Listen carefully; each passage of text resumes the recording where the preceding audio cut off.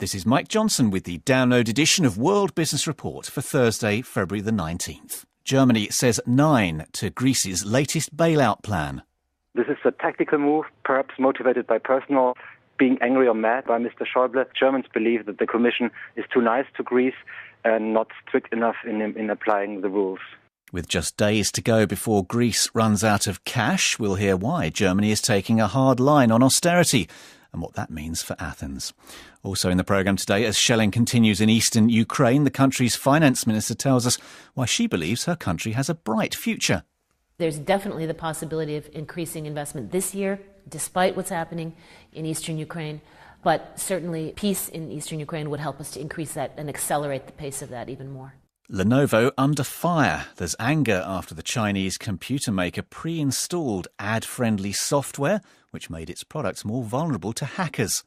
You think you're talking direct. Actually, you're not. Actually, there's somebody in the middle looking at what you're typing and putting ads on your screen based on what you're entering. New year, new money, why the year of the sheep is causing queues outside banks in Asia, and how the 16th century Protestant reformer Martin Luther became the unlikely answer to a toy company's prayers.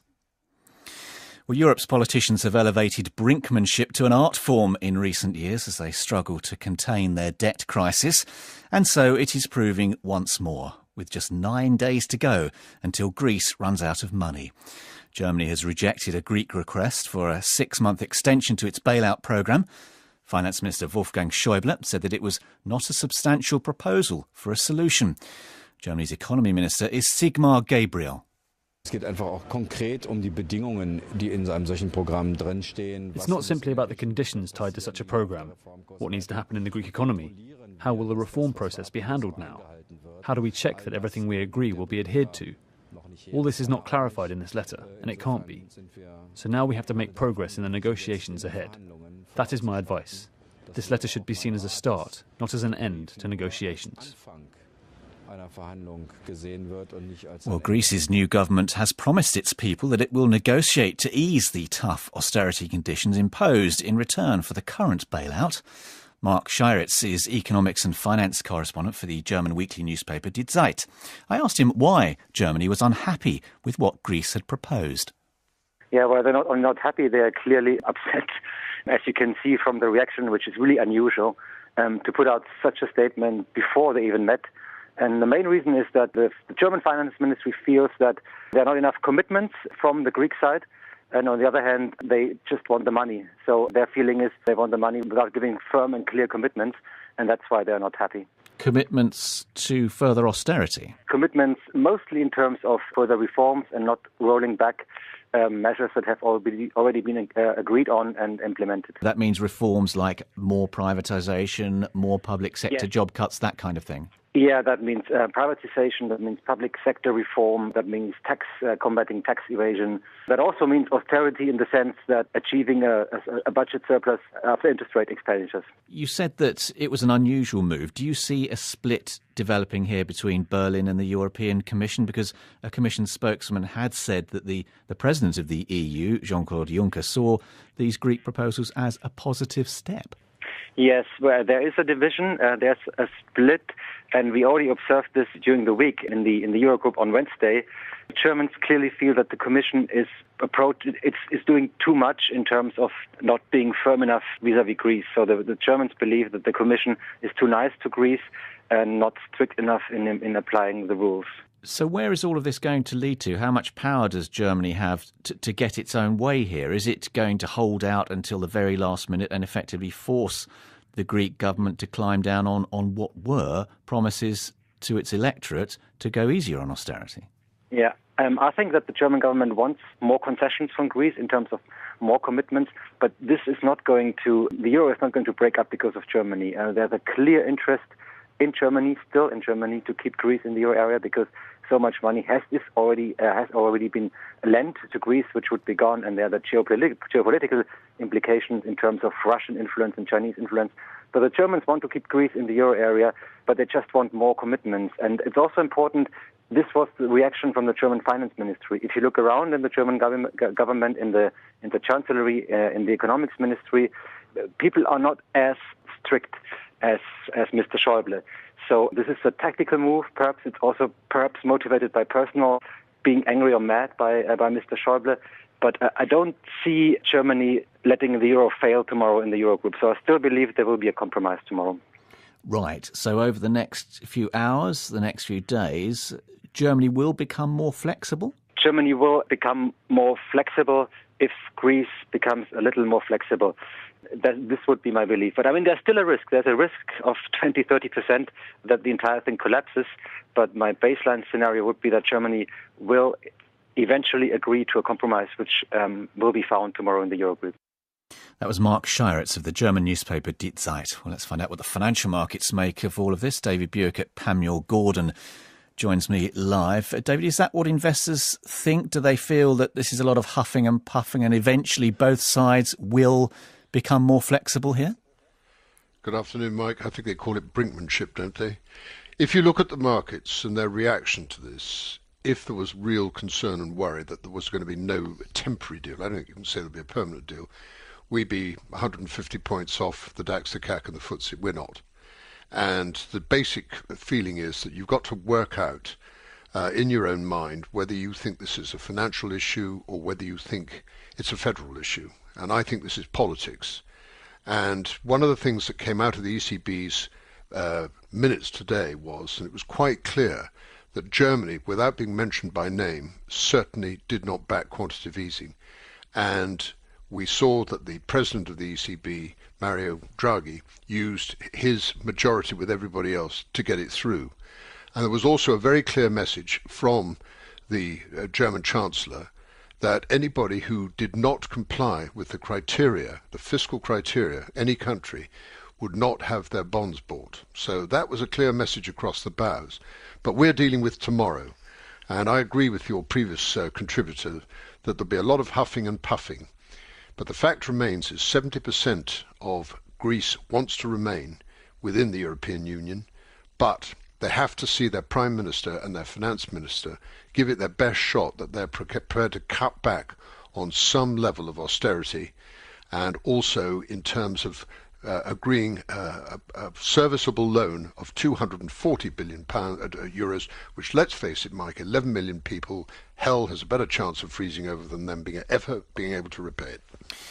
All right, David, thanks very much indeed. That was David Buick at Panmure Gordon with the market view. Let's have a look at those financial markets now. The main share index here in London ended the day down about 0.1% at 6,889. The Dow at the moment, that's down by the same amount, 0.1% at 18,009.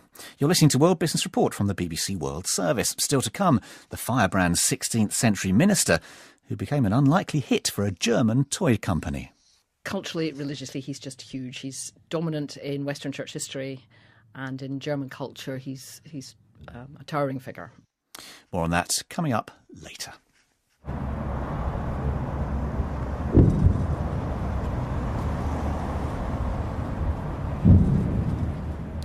Well, there's been shelling in the main rebel-held city of Donetsk in the east of Ukraine today. That's despite the ceasefire agreed last week. The BBC has been speaking to the Ukrainian Finance Minister, Natalie Yareshko. She believes that despite the continued fighting, her country remains an attractive place for foreign investment. 93% of the territory of Ukraine that is open for business operating and can certainly welcome investments. I think there are sectors of the economy that are growing despite the overall GDP decline in last year. For example, agriculture, agribusiness, IT. I think that we can expect more foreign investment as we stabilize the financial and banking system, because a strong and healthy banking system is important for business. I think it's also important for domestic investment to start to grow again. And the last part is, I think it's important for us to bring as much of the international financial institutions' support to the private sector as possible. Governmental or quasi-governmental organizations which lend help us to spur the foreign investment, because they're lending into infrastructure projects, they're lending into public sector investment, they're lending into agriculture and energy, and them lending into this sector will help, again, spur investment more quickly. So I believe there's definitely the possibility of increasing investment this year, despite what's happening in eastern Ukraine, unfortunately. But certainly peace in eastern Ukraine would help us to increase that and accelerate the pace of that even more. Ukraine's Finance Minister Natalie Yaresko. So, is she right to be so optimistic about the future? I asked Eugene Chausovsky, an analyst specialising in Eastern Europe at the business consultancy Stratfor. Well, I think that certainly the Ukrainian economy has a chance to rebound, but before that happens, there's a lot of painful and contentious reforms that need to take place. Obviously, with everything that's happened in the crisis with Russia, but even before then, there was a lot of industry, a lot of the areas of the economy that were basically lagging in reforms. So if these reforms can take place, as they are starting to now, certainly there is cause for optimism in the future, but we're talking about several years from now. And the government knows this, doesn't it? The Ukrainian Prime Minister warned last week when he was announcing a new bailout deal from the International Monetary Fund. He said these reforms are going to be very difficult, fighting corruption, cutting state spending, reducing bureaucracy. So the government knows it's got a task on its hands. It does, but also you have to keep in mind that this is the best time to do it, relatively speaking, because the government has a very strong mandate for these reforms because of everything that's happened in the geopolitical arena, with Ukraine basically switching its orientation to the West. This is the chance for Ukraine to build its ties with the EU, with the US. So I think that there is a lot of support publicly, much more so than there would have been, just last year or a few years ago. Fighting continues today in some parts of the country, around Donetsk, in eastern Ukraine, and further south near the coastal town of Mariupol. Unless this can be a peaceful country, Ukraine, is there really going to be any sort of an appetite among foreign investors for backing Ukraine? Well, certainly the immediate issue is the conflict in the east. I think that takes precedence over anything, and we've even seen, conditions from the IMF and from some of the lenders tied to this fighting, which is why there's so much emphasis on the diplomatic track right now. So that will be the big question, is whether or not, Ukraine and Russia can resolve this, or at least come to some sort of understanding diplomatically, or if this gets worse in a military sense, of course, that will have a major impact on the economy and on the ability for the government to carry out its reforms. And to what extent do these two countries, Ukraine and Russia, absolutely need each other? I know Ukraine has tried to move away from Russia, but are they still fundamentally interlinked economically? They are. And this comes from not just the past several years, but decades, really, of economic integration going back to the Soviet period. But even in the last 20 years or so, the countries have had their economies integrated in the industrial area, in agriculture, in energy especially. That's going to be really difficult for Ukraine to completely diversify. Certainly they're trying, and this greater attention from the West has helped them at least start to carry out some of the reforms to try to diversify its economy. But Russia still is and will still be a very important part of Ukraine's economy. Won't that always give Russia the upper hand when it comes to deciding Ukraine's future? It certainly gives Russia leverage, but Russia is not immune to this crisis either, especially with everything that's happened with sanctions, with the oil prices in particular hurting Russia. So Russia is not exactly in a position to be using its economic levers like it could have in the past, before when we saw, natural gas cutoffs. That was at a time when oil prices were quite high. So Russia does have leverage there, but it also faces similar constraints that Ukraine does in the economic arena. That was Eugene Chausovsky. Well, it might well be the world's biggest maker of personal computers, but China's Lenovo seems to have made an almighty blunder. It's emerged that Lenovo pre-installed onto its laptops a piece of virus-like software called Superfish. This not only made it easier for advertisements to pop up during internet searches, but also made Lenovo's laptops more vulnerable to hacking. Robert Schifrin is a former computer hacker himself, and he now works as a consultant to help protect businesses from attack. What did he think of what Lenovo had done? I think this goes one step beyond what people consider acceptable. A lot of companies put adware or some sort of spyware or something on their computers when you first get them.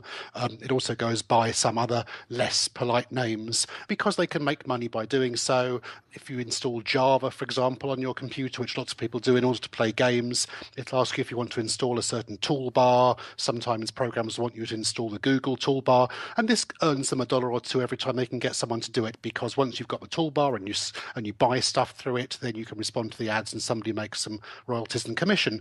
But once you start issuing fake IDs and fake certificates, as Lenovo has been doing, to intercept the encryption on your laptop and insert ads into people's web pages, then that's pretty bad. Yeah, I mean, Lenovo's put a post on its own online forums to say that it's now stopped installing Superfish by default on new computers, but it has defended this software by describing it, and I quote, as a technology that helps users find and discover products visually. Yes, they have, which is another way of saying we produce adverts and we put them on your computer without your permission, and they happen to be pictures. You're not asked, at least not obviously, with whether you want to install this software on your computer, and it's intercepting what you do. The ads are clearly decided and designed to look like Google adverts, so you think they're part of the normal ads you see on your computer, and at the end of the day you might not want that. But what's particularly worrying on the privacy side of things is normally if you're on an encrypted website, if you're logged into a site that uses HTTPS rather than just HTTP.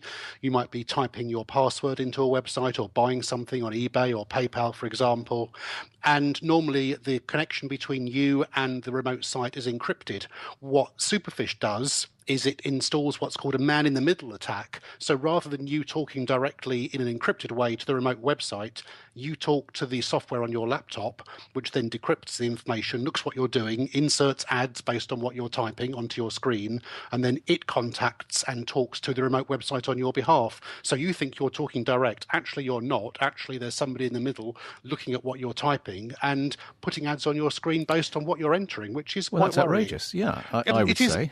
Absolutely. And if you look at the wording of any computer misuse, anti-hacking legislation in just about any country, it's probably illegal as well. But at the end of the day, this is not going to damage Lenovo legally, and maybe they'll get prosecuted, maybe there'll be a fine. But at the end of the day, in all instances like this, it's the reputation of the company that matters. Yeah, and how badly is that going to be damaged by this? It's going to be damaged. If you look at all the major news websites in the world at the moment, including the BBC's, one of the leading technology stories is this Lenovo episode. And there are a lot of people out there who do take their security and their privacy very seriously online, because organisations like you and me always tell people that they need to do so.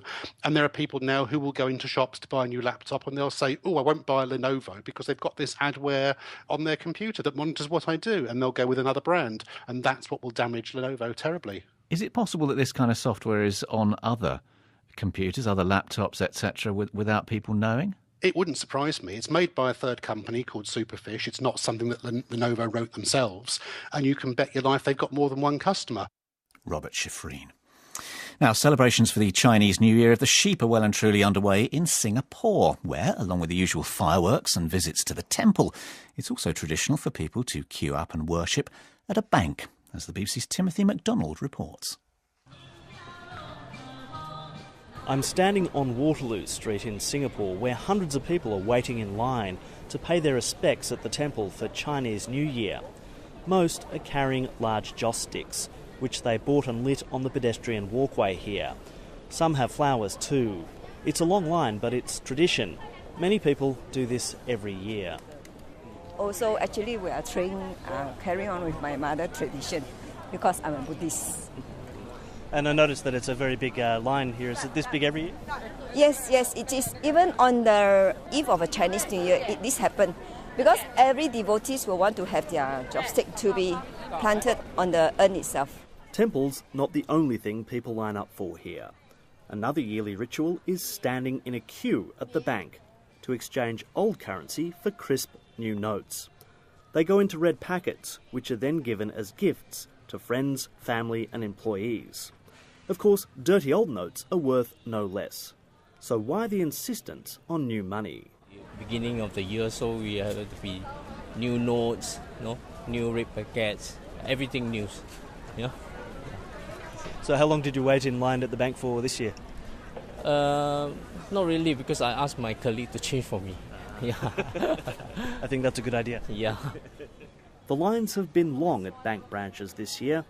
Clement T is with the OCBC Bank. We Chinese, we believe in a new year, everything new, even clothings, not even currencies as well, all right, notes. So when we go house visiting, when we wish each other a happy new year, we give this as a gesture of good luck into the new year. It promises to be a big gift-giving season. A new survey says Singaporeans will spend an average of $1,875 this Chinese New Year. Jonathan Lee is from the United Overseas Bank. And in actual fact, the survey reveals that people are more willing to spend on red packets, even reunion dinners, as well as clothing. And there's about 13% increase in terms of spending as compared to last year. And we also see the volume of notes exchange gone up as compared to last year as well. Retail pleasures abound in Singapore, but roughly 2/3 of red packet recipients put some of it straight back into the bank. And that's very helpful for the Monetary Authority of Singapore. Printing 100 million $2 notes isn't free, and what's more, it consumes a large amount of energy. So to slow down this massive currency exchange, they now issue good as new banknotes, which are recycled from deposits made immediately after the previous new year. Timothy MacDonald in Singapore. Now imagine you're the boss of a toy company. You need some fresh ideas for heroes on which to base a new range of figures. I'm guessing this might not be the first person to spring to mind.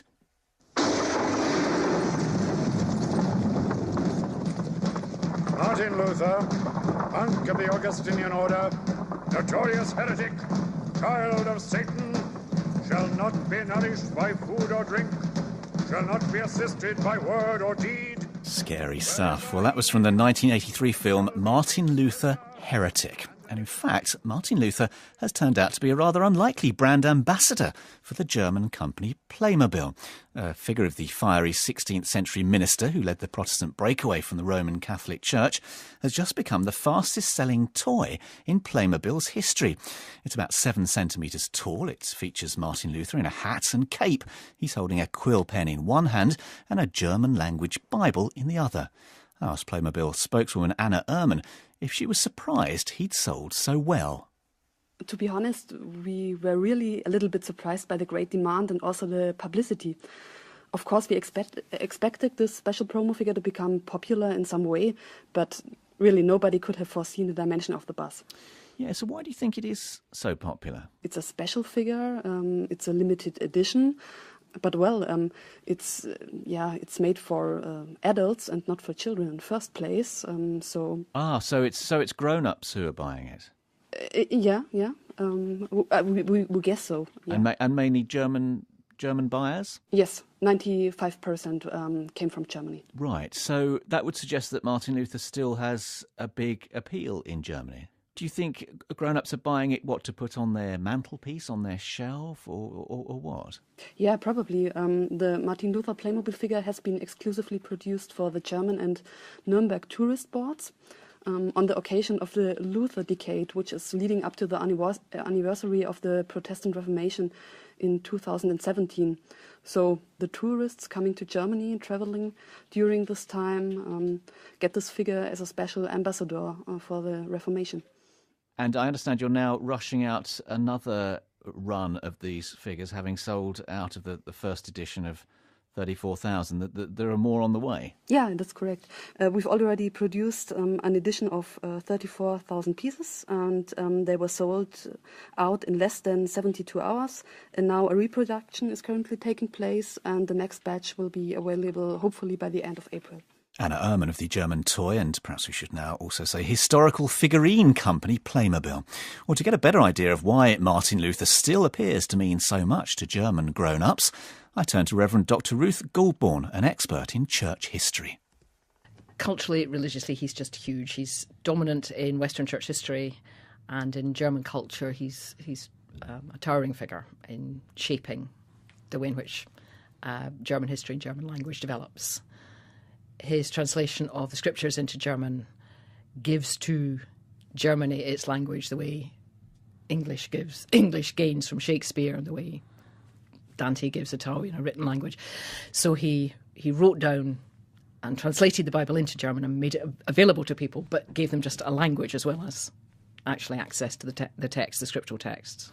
So it's quite likely that to German people now, he remains a major figure. I think he stays as one of the defining characters of the nation, and particularly with the reunification of Germany within such a short period of time, that sense of still coming together and building an identity. Luther is a uniting figure in that. His home is in what was East Germany, and he kind of brings together the whole nation. What do you make of this idea that a plastic toy of Martin Luther could be so popular, mainly being sold to Germans now? I suppose it's because of what you just said. I'm guessing it must be. I want to see this toy, actually. I'm fascinated. I can't think of a religious figure that would have that impact in the UK. I can't actually think of any figure that would have that, possibly Shakespeare. I would love to know what people are doing with this figure and what it means for people. If it's adults rather than children that are buying it, then it's obviously not about playing. It's something to do with... I've seen a picture of it. It looks a little bit like, dare I say, a Lego toy. It's quite a crude representation. It doesn't look much like the real man would have looked like. And I guess with figures like Jesus, I mean, obviously there is a market for figurines for those kind of figures, for Buddha, but they do tend to look like what people believe those figures really look like. This sounds as if it's sort of symbolic rather than a beautiful object in its own right. So maybe it's just one of those fun things that people have gone, this is part of my celebration of being German, I want to identify with this. And do you mind companies making money out of this sort of thing? Does it bother you? Does it matter to you? It doesn't bother me particularly. My theological tradition doesn't go in for figurines at all, so that's fine. It seems a bit of fun and something to enjoy. Ruth Goldborn, a minister of Bloomsbury Central Baptist Church here in London. Let's finish with our main headline. Germany has rejected a Greek request for a 6-month extension to its Eurozone loan programme. Negotiations continue. And that's all for this edition of World Business Report.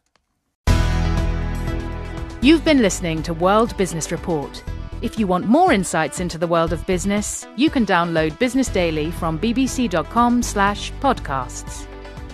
If you want to contact us, you can email at world.business@bbc.co.uk or add your comments to our Facebook page at facebook.com/bbcbusiness.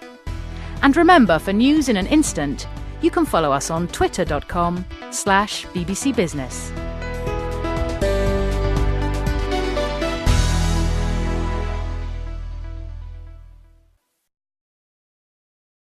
That means public sector reform. That means combating tax evasion. That also means austerity in the sense that achieving a budget surplus after interest rate expenditures. You said that it was an unusual move. Do you see a split developing here between Berlin and the European Commission? Because a Commission spokesman had said that the President of the EU, Jean-Claude Juncker, saw these Greek proposals as a positive step. Yes, well, there is a division, there's a split, and we already observed this during the week in the Eurogroup on Wednesday. Germans clearly feel that the Commission is doing too much in terms of not being firm enough vis-à-vis Greece. So the Germans believe that the Commission is too nice to Greece and not strict enough in applying the rules. So where is all of this going to lead? Is economics and finance correspondent for the German weekly newspaper Die Zeit. I asked him why Germany was unhappy with what Greece had proposed. Yeah, well, they're not only not happy, they're clearly upset, as you can see from the reaction, which is really unusual, to put out such a statement before they even met. And the main reason is that the German finance ministry feels that there are not enough commitments from the Greek side. And on the other hand, they just want the money. So their feeling is they want the money without giving firm and clear commitments, and that's why they're not happy. Commitments to further austerity? Commitments mostly in terms of further reforms and not rolling back measures that have already been agreed on and implemented. That means reforms like more privatisation, more public sector job cuts, that kind of thing? Yeah, that means privatisation. Lenovo under fire. There's anger after the Chinese computer maker pre-installed ad-friendly software, which made its products more vulnerable to hackers. You think you're talking direct. Actually, you're not. Actually, there's somebody in the middle looking at what you're typing and putting ads on your screen based on what you're entering. New year, new money. Why the year of the sheep is causing queues outside banks in Asia, and how the 16th century Protestant reformer Martin Luther became the unlikely answer to a toy company's prayers. Well, Europe's politicians have elevated brinkmanship to an art form in recent years as they struggle to contain their debt crisis. And so it is proving once more, with just 9 days to go until Greece runs out of money. Germany has rejected a Greek request for a 6-month extension to its bailout programme. Finance Minister Wolfgang Schäuble said that it was not a substantial proposal for a solution. Germany's economy minister is Sigmar Gabriel. It's not simply about the conditions tied to such a programme. What needs to happen in the Greek economy? How will the reform process be handled now? How do we check that everything we agree will be adhered to? All this is not clarified in this letter, and it can't be. So now we have to make progress in the negotiations ahead. That is my advice. This letter should be seen as a start, not as an end to negotiations. Well, Greece's new government has promised its people that it will negotiate to ease the tough austerity conditions imposed in return for the current bailout. Mark Shiritz. This is Mike Johnson with the download edition of World Business Report for Thursday, February the 19th. Germany says 9 to Greece's latest bailout plan. This is a tactical move, perhaps motivated by personal being angry or mad by Mr. Schäuble. Germans believe that the Commission is too nice to Greece and not strict enough in applying the rules. With just days to go before Greece runs out of cash, we'll hear why Germany is taking a hard line on austerity and what that means for Athens. Also in the programme today, as shelling continues in eastern Ukraine, the country's finance minister tells us why she believes her country has a bright future. There's definitely the possibility of increasing investment this year, despite what's happening in eastern Ukraine. But certainly peace in eastern Ukraine would help us to increase that and accelerate the pace of that even more.